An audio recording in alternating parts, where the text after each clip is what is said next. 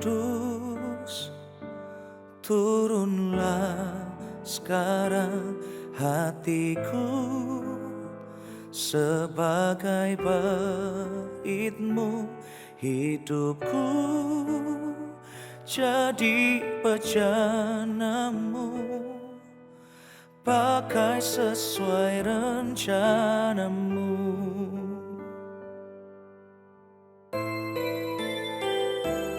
Rinduku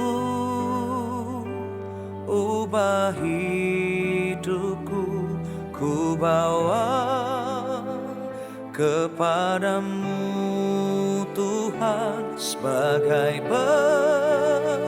persembahan yang hidup sampai akhir hidupku. Roh Kudus penghibur dan penolongku, ku tak takut sebab Engkau ada di dalamku. Kau ubah dukaku menjadi sukacitaku. Roh Kudus, Kau hadir di sini.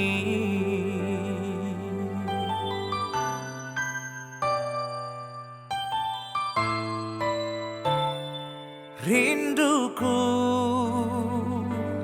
ubah hidupku, ku bawa kepadamu Tuhan sebagai persembahan yang hidup sampai akhir hidupku. Roh Kudus penghibur dan penolongku, ku tak takut sebab Engkau ada di dalamku. Kau ubah dukaku menjadi sukacitaku. Roh Kudus, Kau hadir di sini.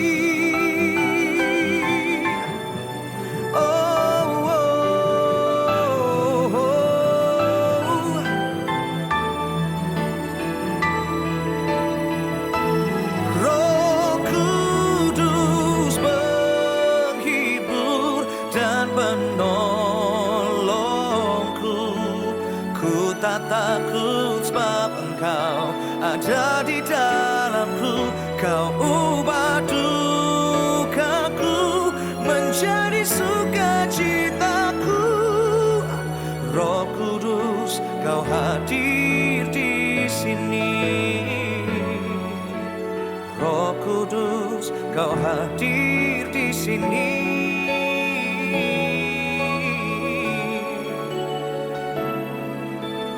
Roh Kudus, Kau hadir di sini.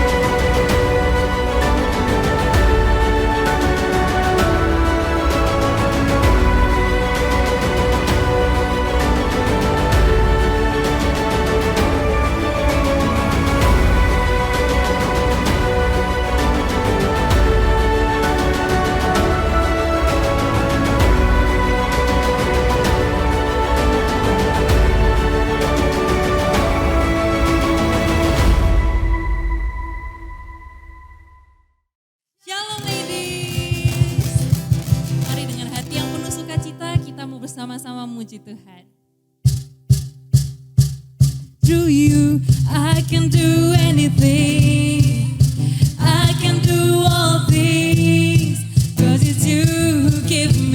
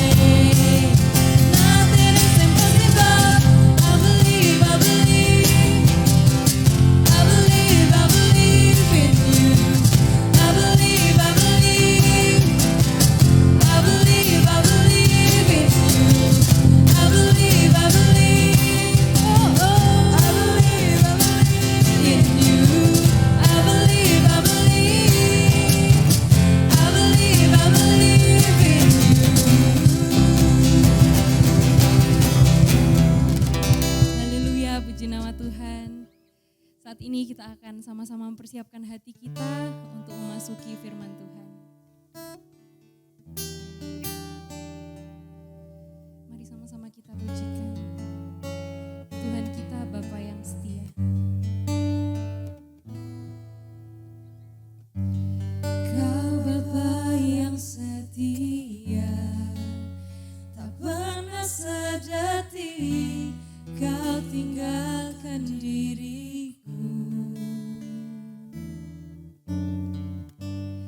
Hatiku teguh di dalam janji-Mu sampai ku melihat kuasa-Mu. Satu kali lagi kita katakan, Kau Bapa yang setia. Bapa yang setia, tak pernah sedetik Kau tinggalkan diriku.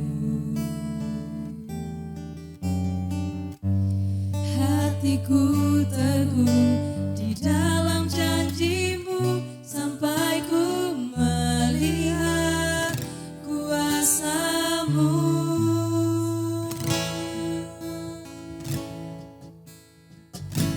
Karya-Mu sempurna, ajaib dan mulia.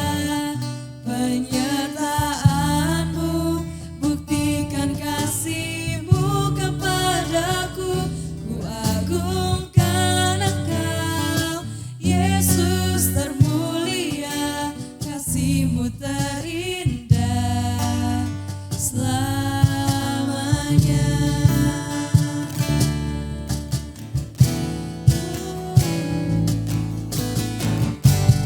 Kau Bapa yang setia, tak pernah sedetik Kau tinggalkan diriku. Hatiku teguh di dalam janji-Mu sampai ku melihat kuasa-Mu. Karya-Mu sempurna, ajaib dan mulia. Penyertaan-Mu buktikan kasih-Mu kepadaku. Ku agungkan Engkau, Yesus termulia. Kasih-Mu terindah selamanya. Ku tetap berharap di dalam kesesakan. Ku tetap percaya walau tak melihat. Sebab ku yakin karya-Mu sempurna, ajaib dan mulia. Penyertaan-Mu buktikan kasih-Mu kepadaku. Ku agungkan Engkau, Yesus termulia. Kasih-Mu terindah selamanya. Karya-Mu sempurna, ajaib dan mulia. Penyertaan-Mu buktikan kasih-Mu kepadaku. Ku agungkan Engkau, Yesus termulia. Kasih-Mu terindah, kasih-Mu terindah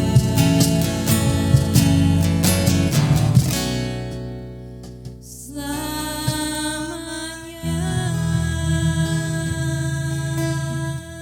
Dan saat ini sebelum kita mendengarkan firman Tuhan, mari kita sama-sama menyatukan hati kita berdoa. Bapa, terima kasih buat malam hari ini. Kami percaya Tuhan, Engkau hadir dalam setiap keadaan kami dimanapun kami berada. Mungkin kami dalam kondisi yang sakit, terpuruk, mungkin kami dalam kondisi yang punya banyak beban, punya banyak masalah. Namun kami percaya bahwa Tuhan kami adalah Allah yang berkuasa di atas setiap keadaan kami. Mari Tuhan Kau jamah setiap kami, Kau pulihkan setiap semangat kami, Kau berikan kami kembali visi-Mu ya Tuhan, supaya kami dapat kembali bergairah, kami dapat kembali melanjutkan kehidupan kami memiliki harapan, dan kami percaya bahwa harapan kami di dalam Tuhan tidak akan pernah sia-sia dan mengecewakan. Di dalam nama Tuhan Yesus, kami mau sama-sama Tuhan untuk mendengarkan firman-Mu, haleluya, amin. Puji Tuhan, shalom, selamat malam para ladies. Kita akan membahas suatu tema, yaitu passionate ladies ya. Passionate ladies atau adalah wanita yang bersemangat ya. Sama seperti spirited, orang yang dipenuhi oleh Roh Kudus, orang yang memiliki semangat, memiliki passion, gairah dalam kehidupannya. Dan saya mau membahas poin yang pertama, yaitu orang yang bersemangat adalah seseorang yang memiliki iman dan visi. Para ladies, kita mungkin lihat orang bisa kelihatannya bersemangat di luarnya dari pancaran wajahnya, tapi bisa jadi itu hanya sebagai topeng ya, bisa jadi di balik semangatnya atau senyumnya atau suaranya yang meriah atau suaranya yang begitu menarik mungkin, tapi di dalam hatinya bisa saja sebenarnya dia sedang tidak bersemangat. Ya, dia hanya mau tampil supaya memperlihatkan bahwa dirinya baik-baik saja. Namun saya mau katakan di sini kita melihat firman Tuhan sedikit di dalam Roma 4 ayat 18 sampai 21. Kita belajar dari Abraham. Ya, di sini orang yang bersemangat bukan orang yang dilihat dari tampilan luarnya, tetapi dilihat bagaimana seseorang itu memiliki iman dan visi. Saya bantu bacakan di dalam Roma 4 ayat 18 sampai 21. Ini adalah kisah mengenai Abraham. Dikatakan bahwa sebab sekalipun tidak ada dasar untuk berharap, namun Abraham berharap juga dan percaya bahwa ia akan menjadi bapa banyak bangsa. Menurut yang telah difirmankan, demikianlah banyaknya nanti keturunanmu. Imannya tidak menjadi lemah. Kita garis bawahi di sini bahwa dikatakan imannya tidak menjadi lemah, walaupun ia mengetahui bahwa tubuhnya sudah sangat lemah. Karena usianya kira-kira 100 tahun, dan bahwa rahim Sarah telah tertutup. Tetapi terhadap janji Allah ia tidak bimbang karena ketidakpercayaan, malah ia diperkuat dalam imannya dan ia memuliakan Allah. Dengan penuh keyakinan bahwa Allah berkuasa untuk melaksanakan apa yang telah ia janjikan. Para ladies, malam hari ini kita mau sama-sama belajar di dalam Roma 4 ayat 18 sampai 21 kisah mengenai Abraham waktu dia menantikan janji Tuhan. Dikatakan di sini bahwa orang yang bersemangat adalah orang yang memiliki iman dan visi. Visi yang diterima Abraham bahwa dia akan menjadi bapa banyak bangsa. Tetapi waktu terus berjalan di mana secara keadaan tidak berubah, dia belum mendapatkan apa yang Tuhan janjikan. Namun di sini dikatakan bahwa sekalipun dia udah usianya kira-kira 100 tahun, kita tahu bahwa di mana-mana orang yang usianya sudah 100 tahun itu mungkin dikatakan seperti orang yang sudah tua gitu ya, sudah jompo mungkin dikatakan. Tapi dikatakan walaupun tubuhnya sudah sangat lemah, tetapi terhadap janji Allah ia tidak bimbang karena ketidakpercayaan, malahan yang luar biasa adalah dia diperkuat dalam imannya dan ia memuliakan Allah. Kita lihat di sini bahwa orang yang bersemangat, walaupun kita mungkin tidak mendapatkan apa yang Tuhan janjikan, mungkin keadaan tidak berubah, tetapi kalau kita pegang visi Tuhan itu, maka walaupun secara jasmani kita sudah capek, kita sudah loyo mungkin. Tapi di sini dikatakan hal yang luar biasa. Seseorang yang memiliki dan memegang janji Allah dan tidak goyah imannya, dia akan diperkuat imannya dan dikatakan orang tersebut akan mempermuliakan Allah. Saya percaya ini adalah goal Tuhan dalam setiap kehidupan kita. Bahwa Allah ingin setiap kita anak-anaknya untuk dapat mempermuliakan Allah. Dengan cara seperti apa kita mempermuliakan Allah? Kalau engkau dan saya tidak pernah mengalami yang namanya imanmu diuji. Waktu penantianmu kau belajar untuk bertekun, waktu kau belajar untuk bersabar, waktu kau belajar untuk menantikan Tuhan di saat segala sesuatunya terlihat seperti blur, seperti nggak kelihatan, seperti nggak jelas, seperti kau terus mungkin berjalan di dalam lembah kekelaman. Namun di sini kita percaya bahwa Tuhan akan memperkuat setiap iman percaya kita.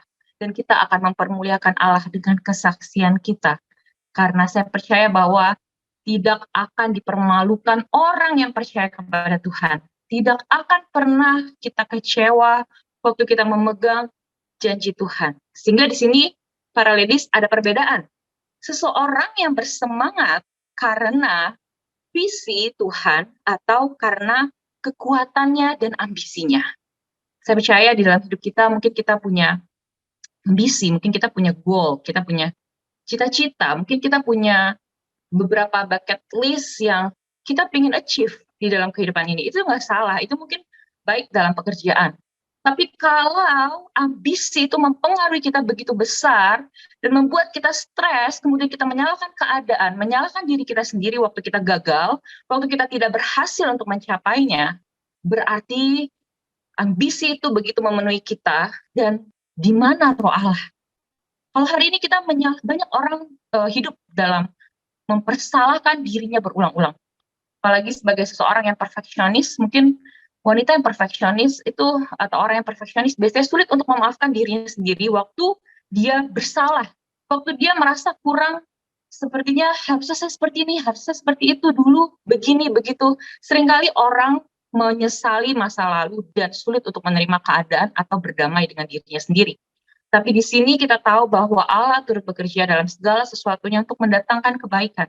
Sehingga kita perlu belajar bahwa di sini kita perlu membedakan apakah semangat kita itu karena visi Tuhan yang mendirect kita, yang mengarahkan, yang membuat kita berjalan di dalam rencana Tuhan, atau semangat itu karena ambisi kita, karena tujuan dan cita-cita kita sendiri. Saya percaya itu akan Tuhan proses hidup kita supaya kita tahu bahwa hidup kita adalah untuk Tuhan. Hari ini kita hidup bukan untuk diri kita sendiri, tapi hidup kita adalah untuk Tuhan. Sehingga hari ini bukan untuk ambisi, cita-cita kita, tapi mari kita sama-sama melakukan visi Tuhan, dan itu membuat seseorang dapat terus bersemangat, malah diperkuat, dikatakan di dalam iman percayanya, dan tujuannya adalah glory untuk Tuhan, kemuliaan bagi Tuhan.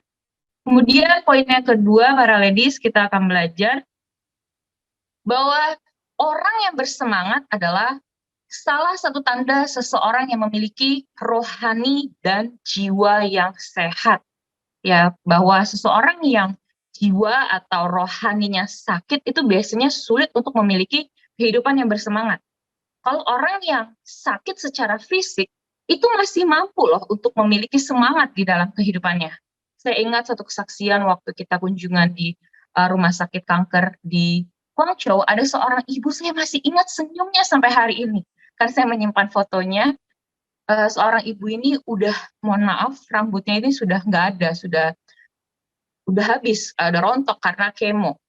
Tapi waktu kita datang kunjungan, kita mendoakan.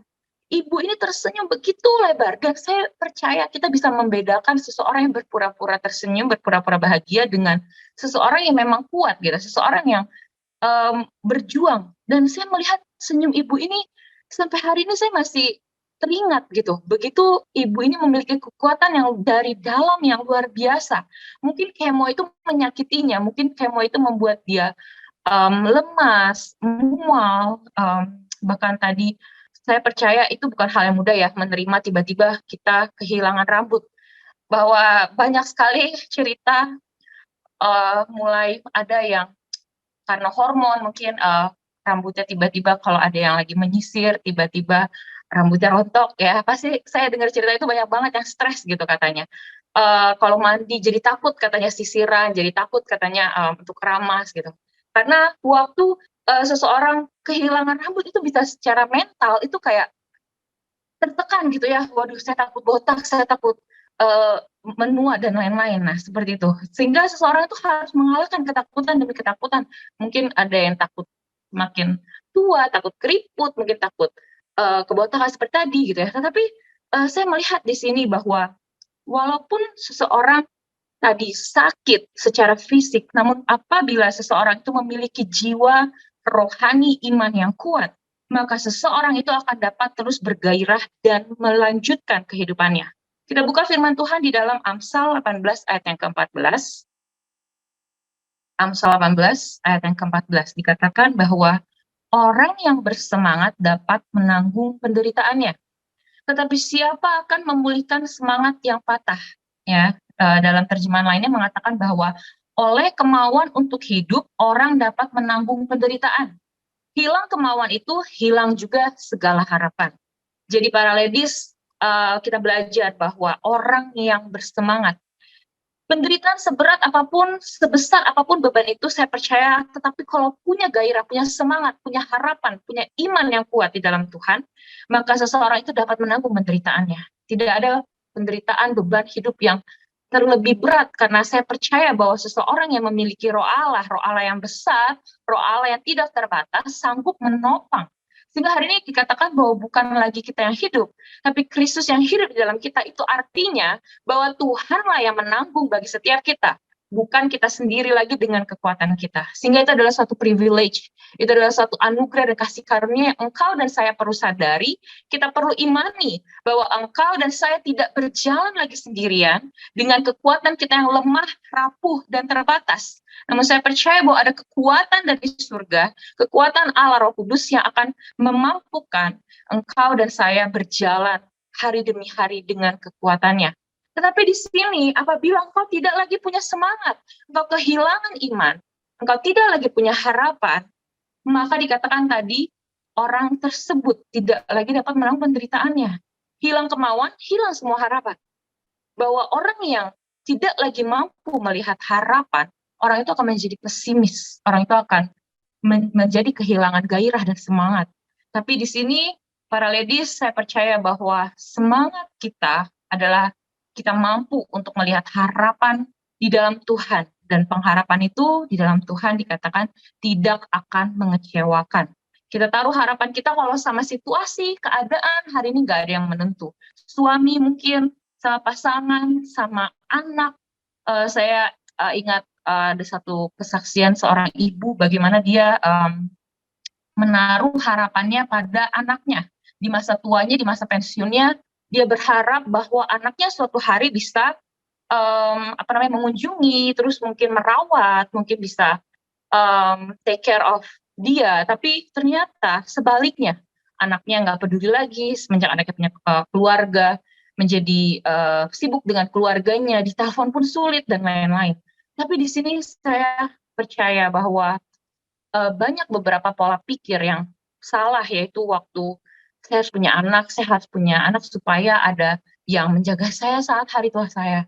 Itu mungkin nggak salah ya secara logika, pasti ya kalau anak yang berbakti kepada Tuhan, pasti juga berbakti kepada orang tua. Tapi kalau kita menggantungkan harapan kita pada anak kita atau pada sesuatu, pada seseorang, kita bisa menjadi kecewa. Tapi kalau hari ini kita percaya bahwa sampai memutih rambut kita dikatakan sampai masa tua kita, Tuhan tetap menggendong kita, Tuhan yang memelihara kita. Maka sekalipun gak ada yang take care of us, gak ada yang peduli sama kita, Tuhan memperhatikan, Tuhan memperdulikan, dan itulah yang terpenting. Iman kita harus harus kepada Tuhan Yesus, bukan kepada situasi, bukan pada seseorang. Karena kita bisa kecewa, kita bisa marah, mungkin kita bisa menjadi putus asa. Tapi di sini bahwa kita percaya situasi kritis seseorang itu bukan saat ia mengalami sakit, bukan waktu dia punya mungkin dilanda kebangkrutan, mungkin dia sedang dikhianati, mungkin seseorang itu sedang ditinggalkan. Tapi situasi kritis seseorang itu adalah saat orang tersebut kehilangan harapan dan semangat. Saya berdoa supaya setiap kita hari ini, waktu engkau mungkin menjadi takut untuk berharap, karena mungkin percuma lah saya berharap nanti juga gagal lagi, mungkin gak ada harapan lagi, gak ada kekuatan lagi, tapi datanglah kepada Tuhan. Dia akan membahari kekuatanmu, dia akan memberikan pengharapan yang baru. Saya ingat suatu kisah waktu Petrus menebar jala, di mana waktu dia menebar jala semalaman mereka nggak mendapat apa-apa. Tapi waktu Tuhan Yesus datang menjumpai dia, kemudian Tuhan perintahkan Petrus dan Tuhan Yesus bersama-sama dengan Petrus. Dia dengan taat, sekalipun itu di siang hari, namun mereka menjala ikan sampai dikatakan jala itu hampir koyak. Di sini saya percaya Tuhan mengizinkan proses di mana mungkin kita nggak mendapat apa-apa. Tapi di saat itulah supaya kita tuh mengandalkan Tuhan. Dan waktu Tuhan, God's timing itu datang kepada setiap kita, kita akan melihat sekejap Tuhan mengubah keadaan. Namun hari ini waktu Tuhan ingin mengubah hatimu, izinkan engkau membuka hatimu, mengizinkan Tuhan memproses hidupmu, dan sehingga saat itulah engkau bisa memiliki harapan yang tidak akan pernah mengecewakan di dalam Tuhan. Dan kemudian yang ketiga, para ladies, kita belajar bahwa orang yang bersemangat mencerminkan iman dan pribadi yang kuat. Yaitu orang yang bersemangat, pribadi yang kuat, itu adalah pribadi yang tidak mudah mengeluh, tidak mudah pesimis. Hari ini banyak orang mengeluh, mungkin harga kebutuhan pokok meningkat. Saya juga kaget ternyata tadi harga terigu sudah 17.000 katanya, atau hampir 20.000 ya. Jadi kalau minyak goreng gitu ya, mungkin sebelumnya mie instan kita tahu harganya udah dengar ya jadi 2 atau 3 kali lipat. Tapi tiba-tiba pas mau bikin kue, kok tiba-tiba udah jadi 17.000, cepat sekali gitu. Ternyata bukan cuma harga gas aja yang udah naik. Mungkin kita hari ini bisa mengeluh karena harga semakin naik. Banyak orang mengeluh, pegawai-pegawai, iya, kebutuhan pokok meningkat, tapi gaji nggak meningkat gitu, nggak naik, malah turun, malah ada yang banyak di PHK. Tapi kita perlu mengucap syukur hari ini. Sekalipun mungkin engkau dan saya dalam kondisi yang sulit, dalam kondisi yang terbatas, namun saya percaya bahwa Tuhan tidak akan membiarkan anak-anaknya. Burung di udara Tuhan pelihara. Saya begitu diberkati dengan firman Tuhan yang mungkin kita sering dengar, burung pipit diberi makan oleh Tuhan. Dia nggak menabung loh. Kita mungkin ada sedikit menyisihkan tabungan untuk masa depan, masa tua, pensiun, investasi, dan lain-lain. Tapi kita masih khawatir. Karena kita berpikir investasi dikatakan mungkin tahun ini kita punya 1M, tapi karena inflasi 20-30 tahun lagi uang 1M itu cuma jadi sekian ratus juta. Saya baca suatu perbandingan table itu hanya nggak sampai 500 juta. Terus kemudian kita berpikir untuk apa saya ngumpulin uang, dan kemudian 1M aja mungkin juga nggak kekumpul gitu.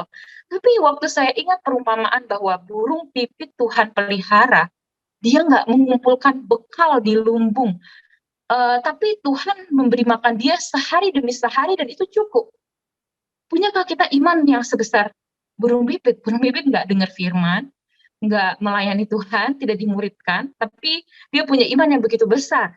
Sehingga hari ini, mari kita sama-sama sebagai anak-anak Tuhan, kita mencerminkan pribadi yang kuat, kita mencerminkan iman kita kuat dengan kita tidak mudah mengeluh, kita tidak pesimis, tapi kita mampu bersyukur di tengah keterpurukan, kegagalan, mungkin kita punya kekurangan, bahkan kita mampu menjadi berkat di dalam masalah kita sendiri.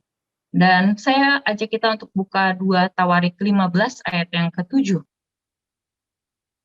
2 Tawarik 15 ayat yang ke-7 dikatakan, tetapi kamu ini, kuatkanlah hatimu, jangan lemah semangatmu, karena ada upah bagi usahamu.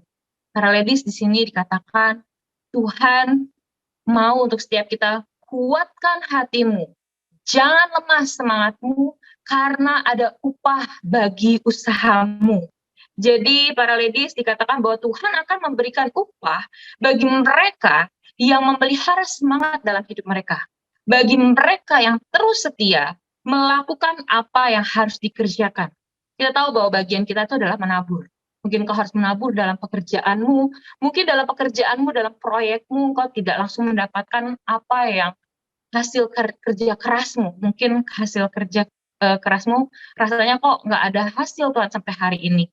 Tapi hari ini apapun yang kita sedang gumulkan, mungkin dalam ladang pelayanan, ladang pekerjaan, mungkin dalam rumah tangga, Mari kita terus menjaga semangat itu, terus kerjakan dengan setia bagian kita, menabur, menabur, dan menabur. Saya percaya yang memberi pertumbuhan itu adalah Tuhan, dan Tuhanlah yang membuat kita dapat menikmati hasilnya.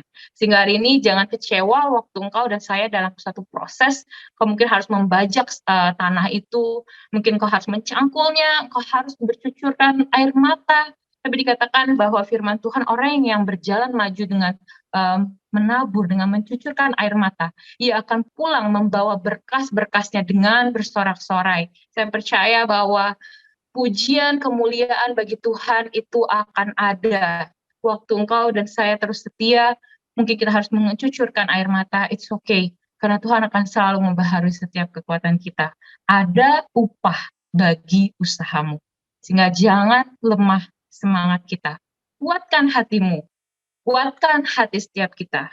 Saya percaya bahwa orang yang menjaga hubungan, menjaga api Roh Kudus itu di dalam hidupnya, dia akan seperti gadis mempelai bijaksana. Dia menjaga pelitanya terus menyala dan tidak padam.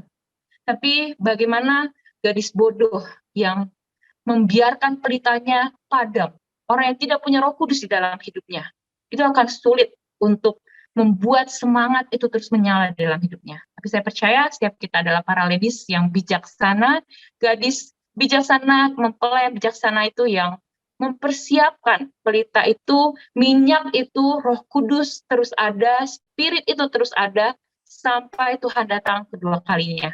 Ya, sampai Tuhan jumpai kita lagi, udah kehilangan Spirit, udah kehilangan semangat, udah males berharap, udah ogah-ogahan ikut Tuhan, udah ogah-ogahan melayani Tuhan. Namun saya percaya kita semua, semoga Tuhan dapati kita terus menjadi seperti gadis bijaksana yang didapati pelita kita terus menyala. Amin. Dan yang terakhir para ladies, bahwa orang yang bersemangat tidak ditentukan oleh usia.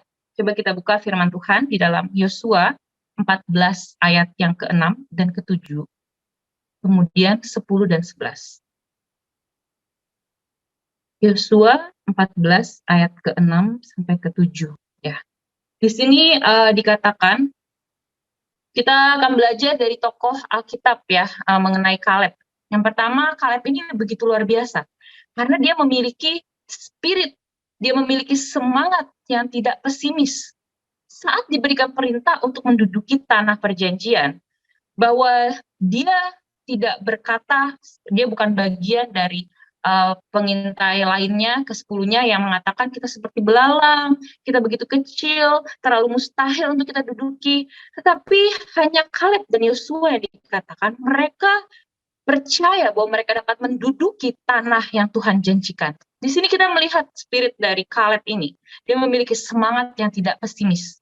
Dan saat itu para ladies tahu bahwa dia berusia 40 tahun. Nah, tadi kita lihat firman-Nya di dalam Yosua 14 ayat yang ke-6 sampai ke-7. Saya bantu bacakan.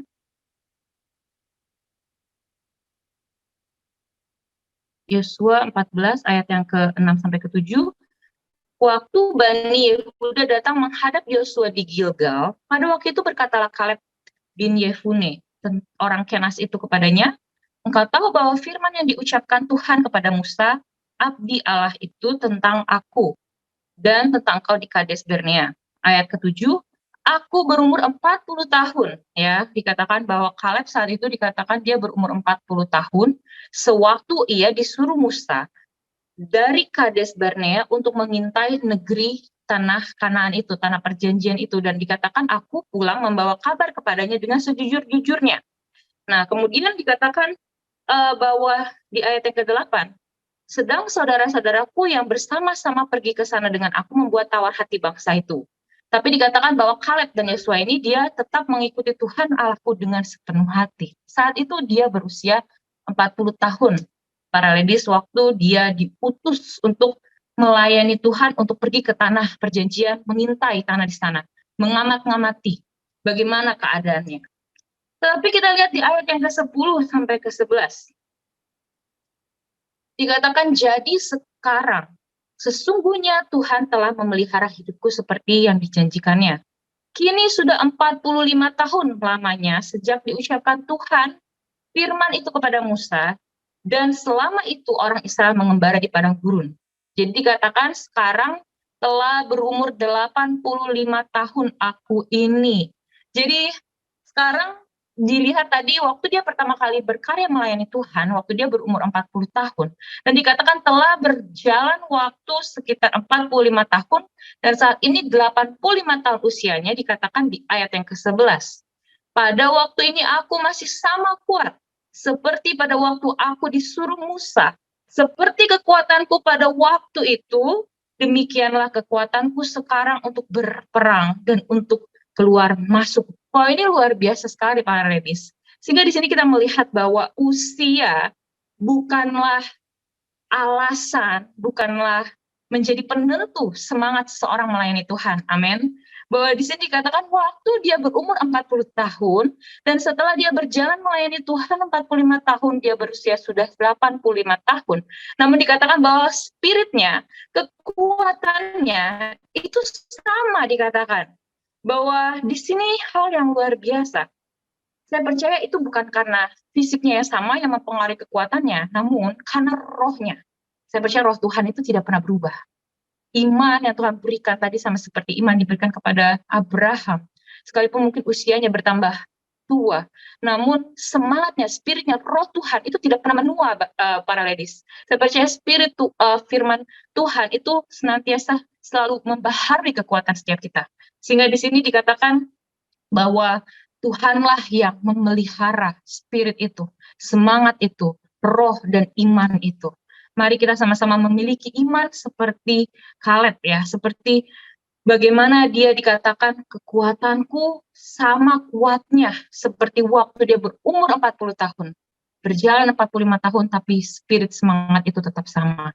Apapun hari ini, berapapun usia kita hari ini, saya percaya bahwa roh Tuhan yang sama itu ada dalam setiap hidup kita, membuat kita bersemangat. Bersemangat bukan karena kita lihat, saya sudah tidak lagi muda, mungkin saya tidak lagi seperti waktu umur belasan tahun yang lalu, saya sudah tidak seproduktif itu, tapi kata siapa?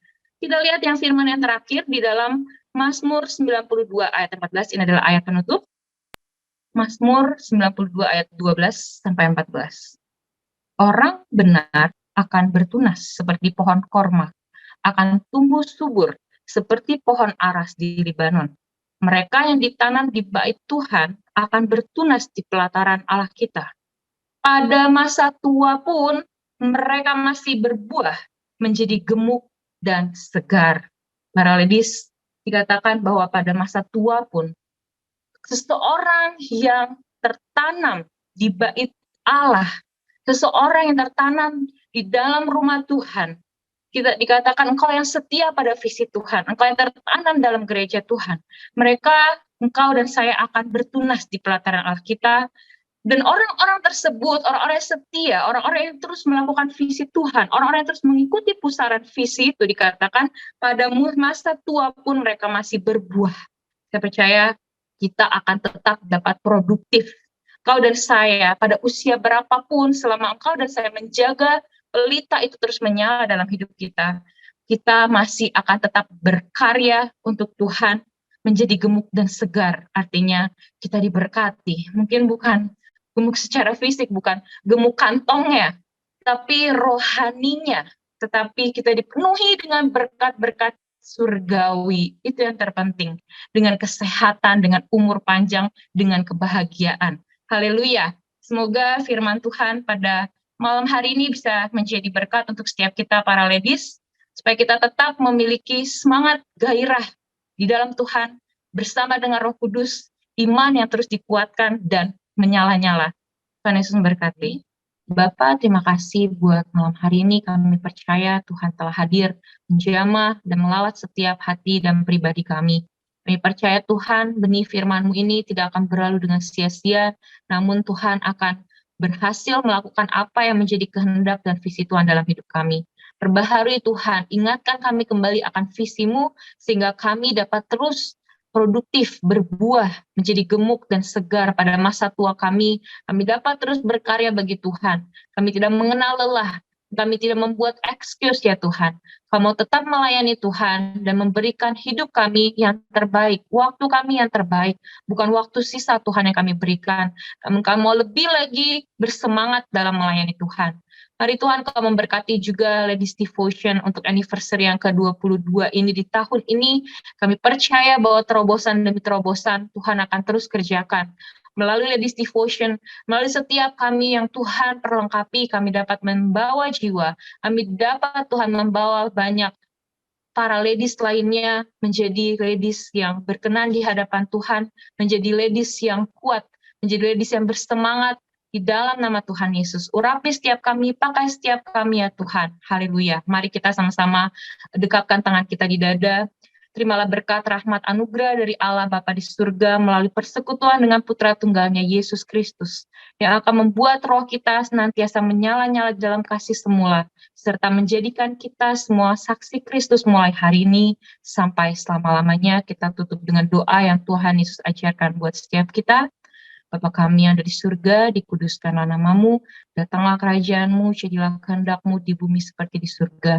Berikanlah kami pada hari ini makanan kami yang secukupnya, dan ampunilah kami akan kesalahan kami. Seperti kami juga mengampuni orang yang bersalah kepada kami. Jangan bawa kami ke dalam pencobaan, tapi lepaskanlah kami daripada yang jahat. Karena Engkau yang punya kerajaan dan kuasa dan kemuliaan sampai selama-lamanya. Amin. Puji Tuhan, terima kasih para ladies. Tuhan berkati.